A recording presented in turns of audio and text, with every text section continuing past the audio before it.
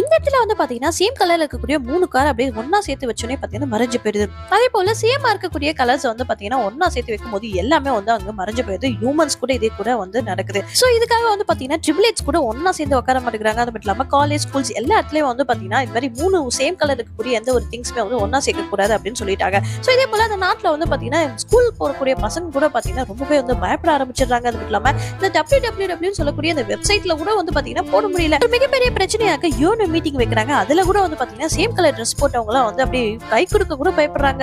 அது மட்டும் இல்லாம கடையில கூட பாத்தீங்கன்னா ஃப்ரூட்ஸ் ஒன்னா வைக்க மாட்டேங்கிறாங்க. இந்த இடத்துல ஒருத்தர் மேஜிக் பண்றேன்னு சொல்லிட்டு 3 ஐபோன் வந்து ஒன்னா சேர்த்து வைக்கிறாரு. பட் இது எல்லாமே பாத்தீங்கன்னா எதுவுமே மேஜிக்கே நடக்கல. ஏன்னா அதுல ஒண்ணு ஃபேக். அதே சமயம் இந்த பக்கம் பாத்தீங்கன்னா கேங்ஸ்டர்ஸ்ல அங்க இருக்கக்கூடிய அப்ராணியை வந்து மிரட்டுறதுக்காக ஒன்னா சேர்த்து ஒரே கலர் ட்ரெஸ் போட்டு வந்து பாத்தீங்கன்னா அப்படி சேர்க்கறாங்க. இது எல்லாமே மறைஞ்சிடும் பாத்தீங்கன்னா இல்ல இதுல ஏன் நடக்குது அப்படின்னு கேட்டீங்கன்னா காட் வந்து ஒரு கேம் விளையாடுறாரு. சோ அந்த கேமோட இம்பாக்ட் தான் பாத்தீங்கன்னா ஹர்த் லேப் மாதிரிலாம் நடக்குது. அவர் என்ன கேம் விளையாடுறாருன்னு உங்களுக்கு தெரியுமா?